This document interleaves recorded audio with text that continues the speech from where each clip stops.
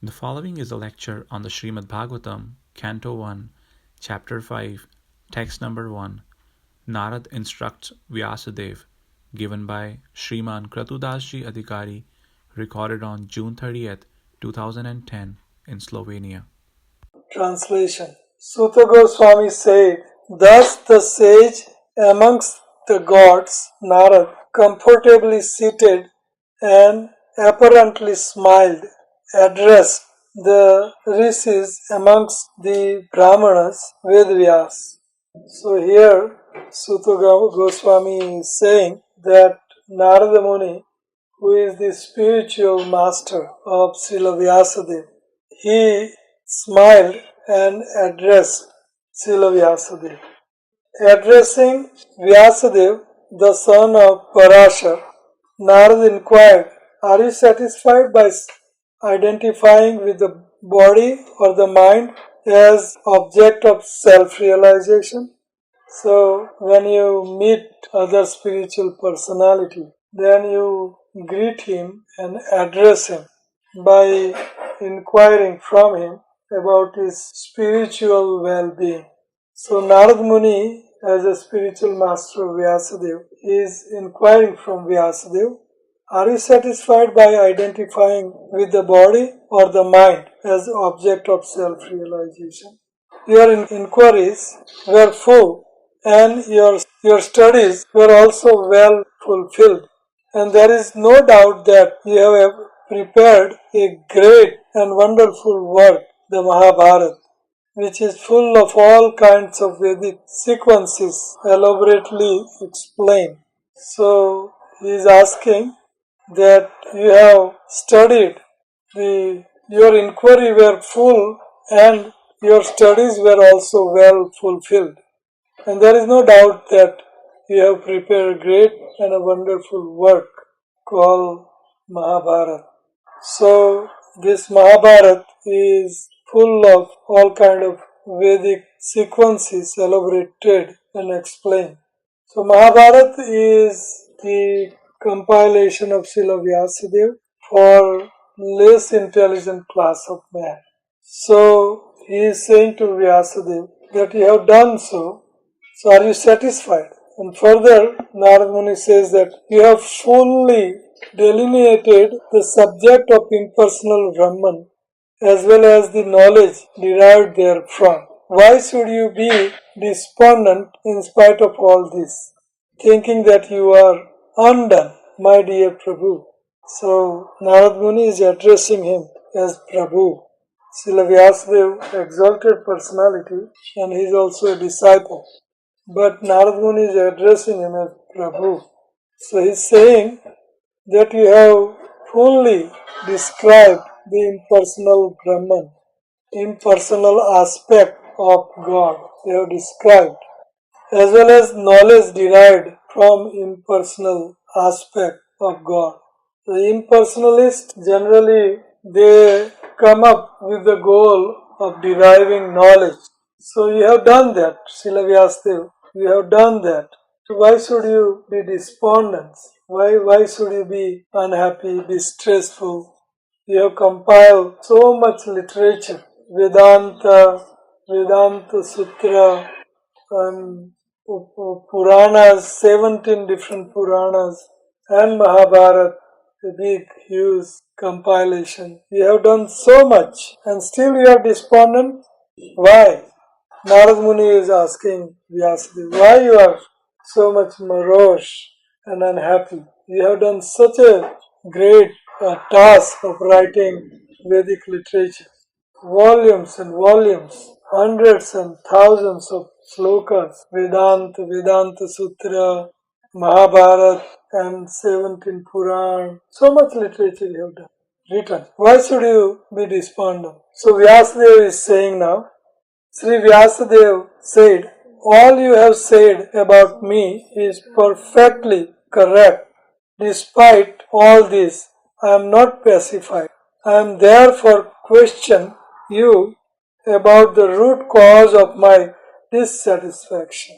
For you are a man of unlimited knowledge, due to your being the offspring of one Brahma, who is self-born, without mundane father and mother.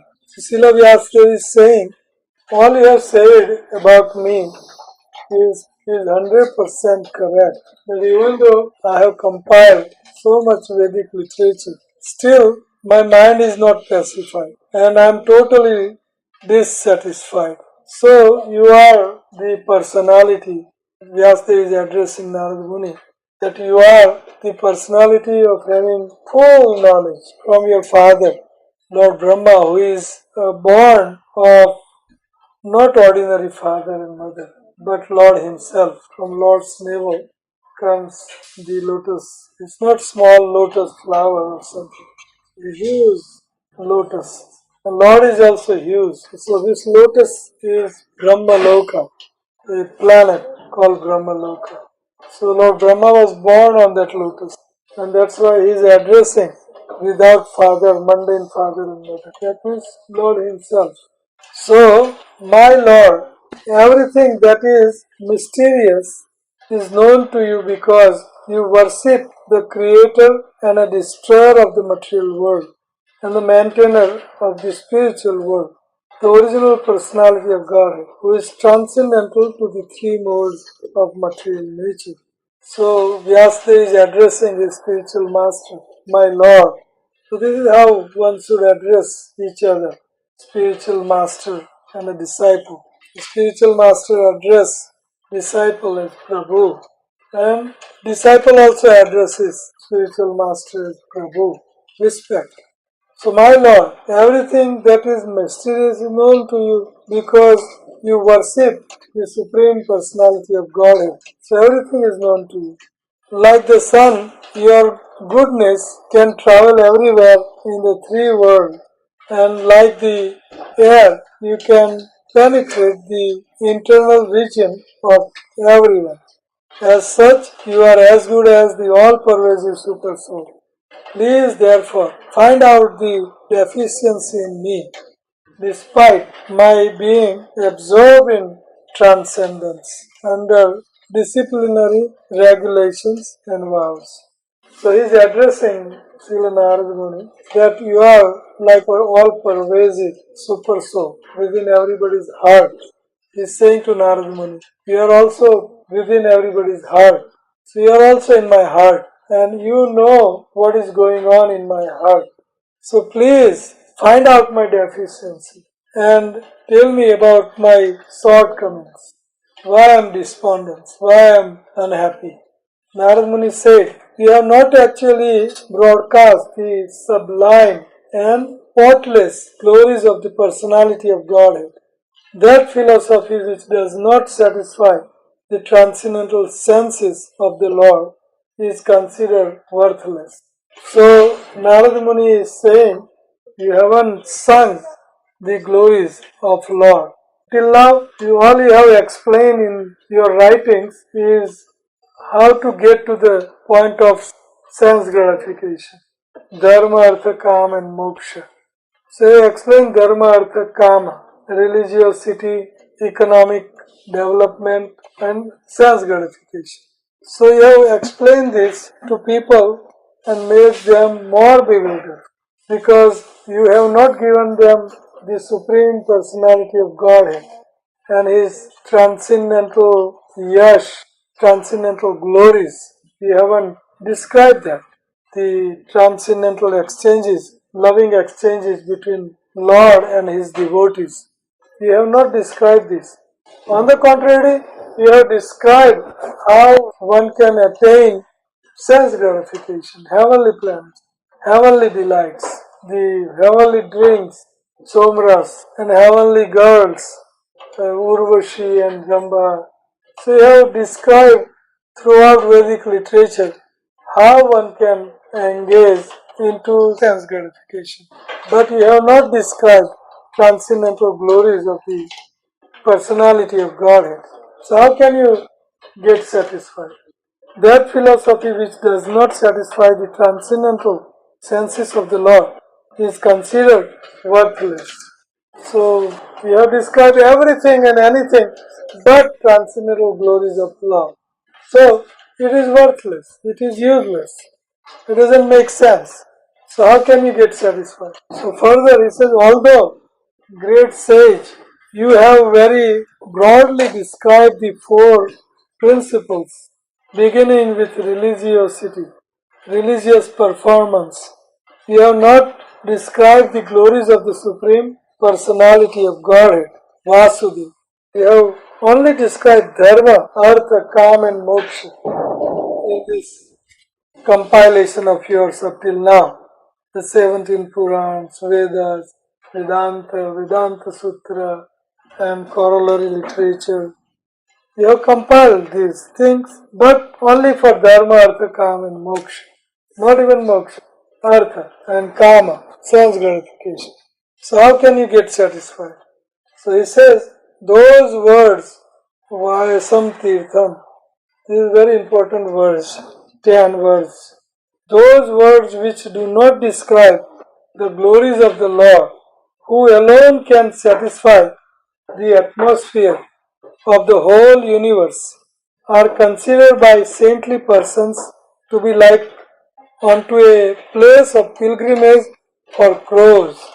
Since the all perfect persons are inhabitants of the transcendental abode, they do not derive any pleasure there. So, any literature which does not describe the transcendental glories of Supreme Personality of Godhead, that literature is called the literature of crows, or a place of pilgrimage for the crows.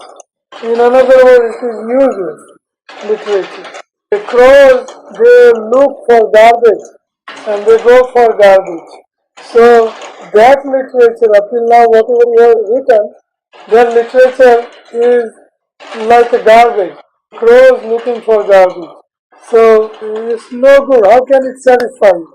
Because you have not described the transcendental glories of the Supreme Personality of Godhead, His pastimes, His holy dham, His interaction with His pure devotees, the loving exchanges between Him and His pure devotees like gopis and boyfriends and Maharaj Nanda, Jasoda. You haven't described the glories of Lord. On the contrary, you have described how living entity can attain sense gratification, gratifying their own senses. That is what he wrote up till now. So this literature which describes Dharma, Artha, Kama and Moksha only, that literature is called the literature for the crows. It's like a garbage. It says here, this literature are considered by saintly persons to be like unto a place of pilgrimage for the crows, since the all perfect persons are inhabitants of transcendental abode. So all perfect persons, saintly persons, all Vaishnavas who are chanting 16 rounds, they are saintly and they are not interested in these four things, dharma, artha, kama, moksha, sense gratification. They are interested in hearing and chanting the transcendental glories of the Supreme Personality of Godhead and His loving exchanges between Him and His devotees, like gopis specially. So that is what the saintly pure devotees are interested in.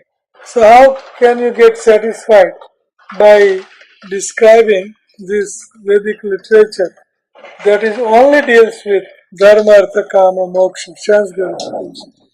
You cannot get satisfied because it is a literature for the crows, crow-like men. Srimad Bhagavatam is literature for Paramahansas, pure devotees, elevated personalities. So Vyasa Tirtham, it is called that literature which does not describe transcendental glories of Supreme Personality Godhead.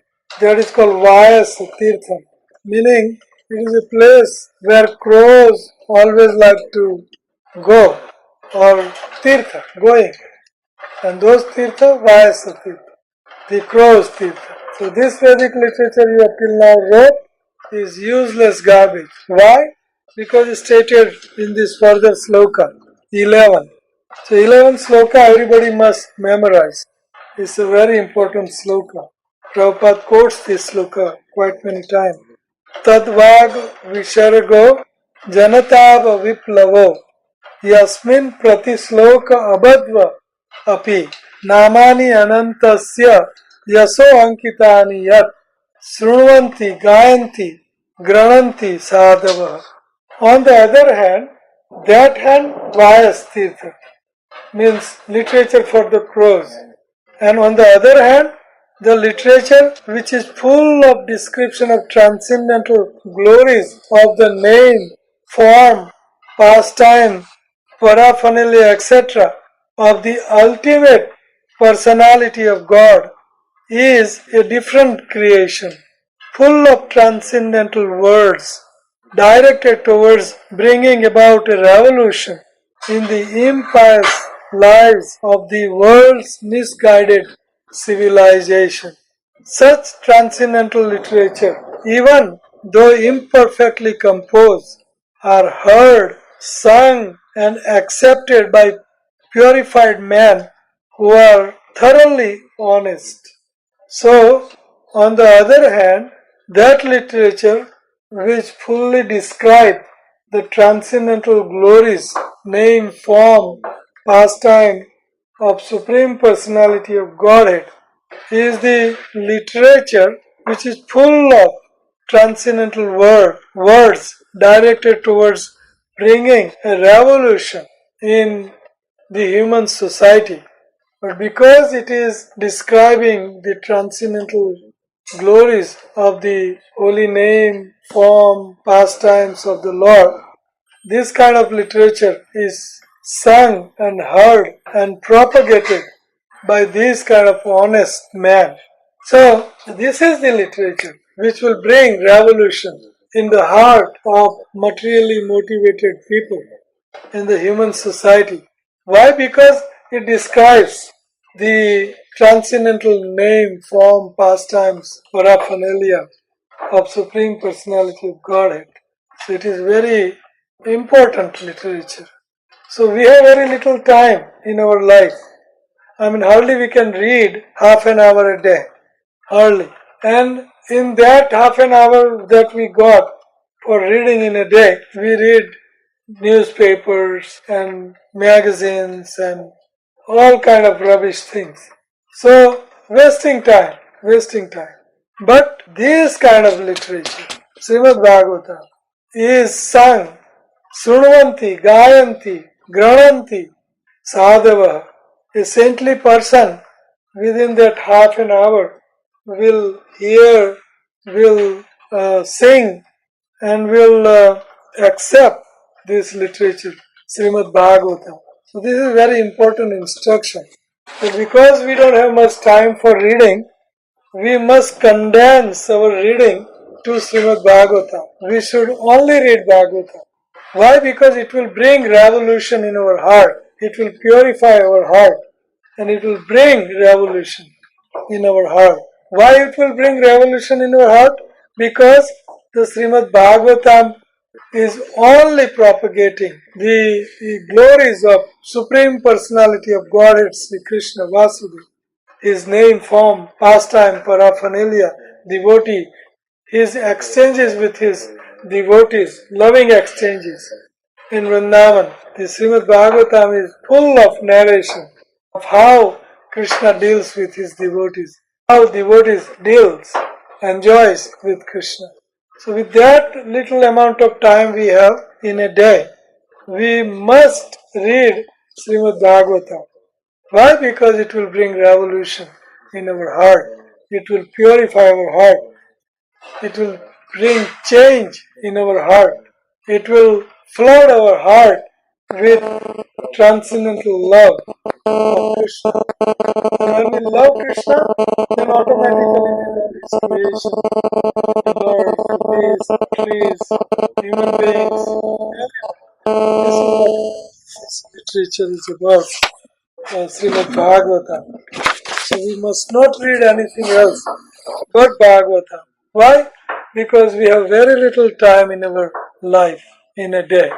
And then knowledge of self-realization, even though free from all material affinity, does not look well if devoid of conception of the infallible God. What then is the use of fruitive activities which are naturally painful from the very beginning and transient by nature if they are not utilized for devotional service of the Lord?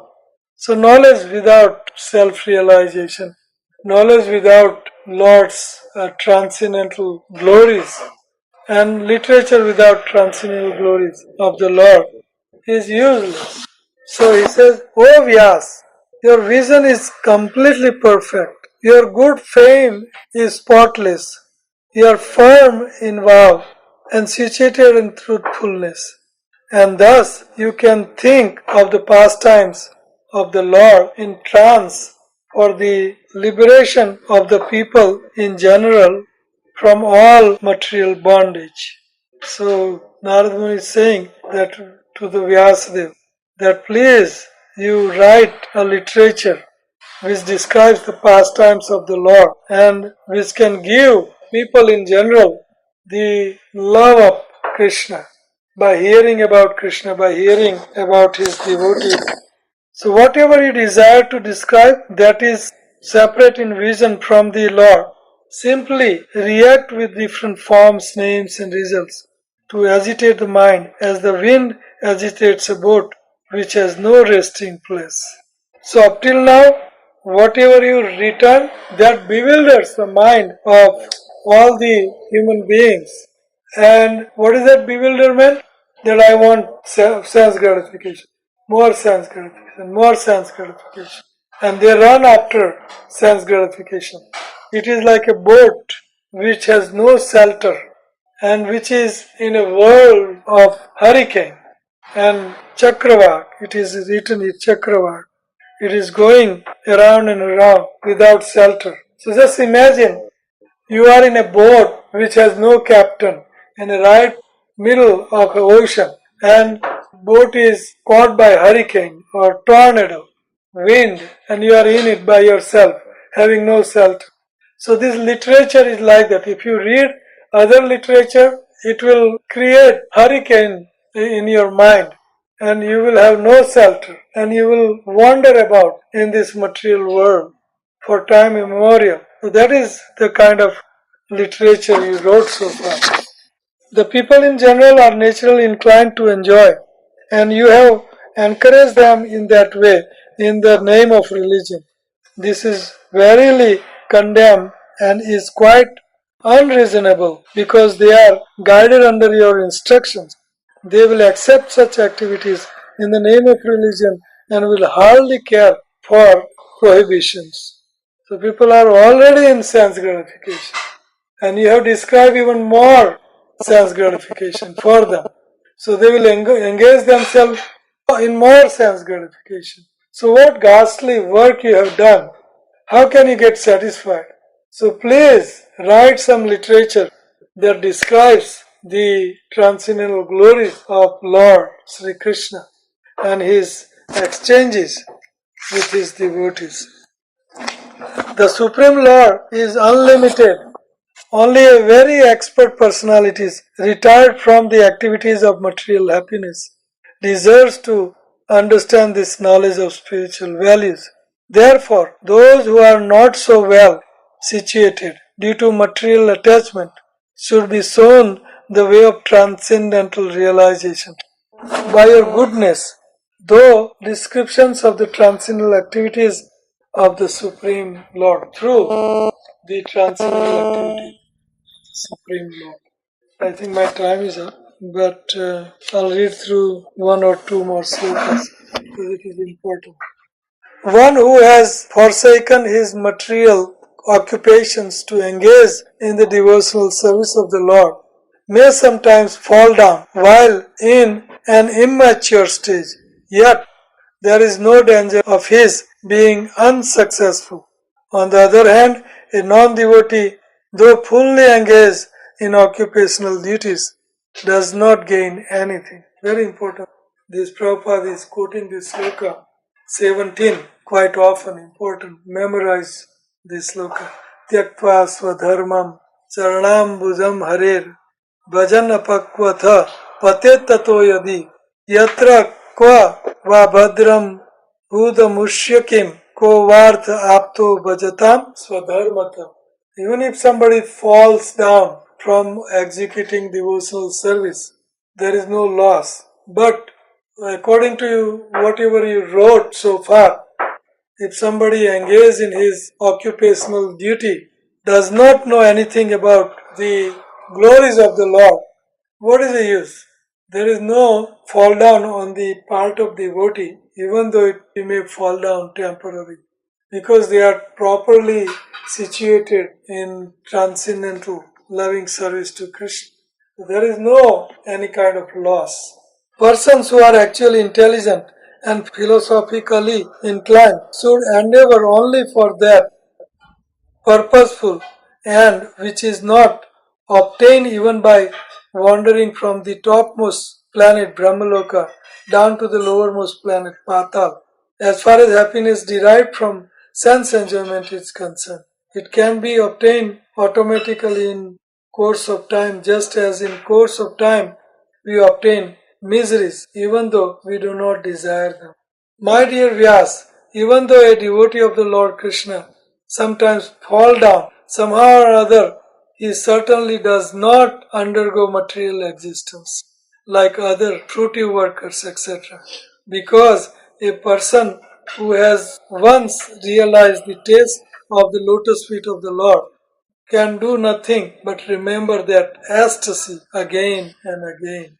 So there is no fall down for the devotees because they are properly situated in Krishna consciousness.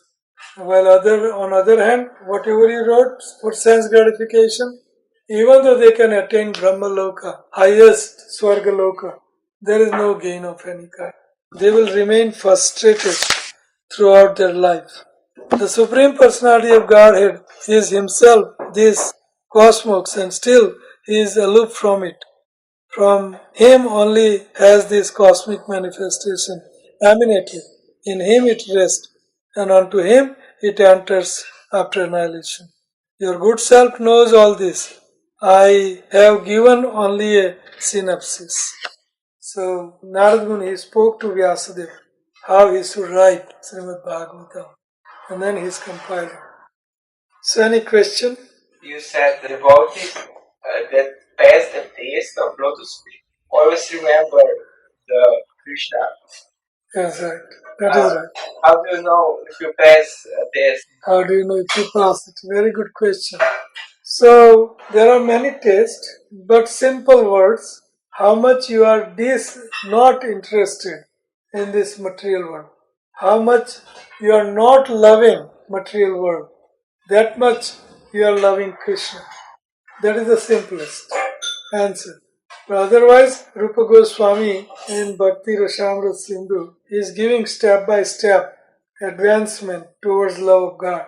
Ado Sraddha, Tatha Sadhu Sangha, Tatha Bhajana Kriya, Tatha Nartha Nivrutti Syat, Tatha Nishta Ruchisthatha, Tatha Asakti, Tatha Bhavo, Tatha Prema Vidanchanti, Sadhakanam Ayam Premna, Pradurbhave Bhavet Krama. That first you develop faith. So that is the first step. You are on first step when you develop faith in Krishna and His devotees. Ado Sraddha Tatha Sadhu Sangha. Then you hanker for association of the devotees. So it is the second step. And then third step, fourth step. So then you come ultimately to love of Krishna. And you never cannot skip one test. You will automatically attain all the steps when you come to love of Krishna. Automatically. So, thank you very much. Hare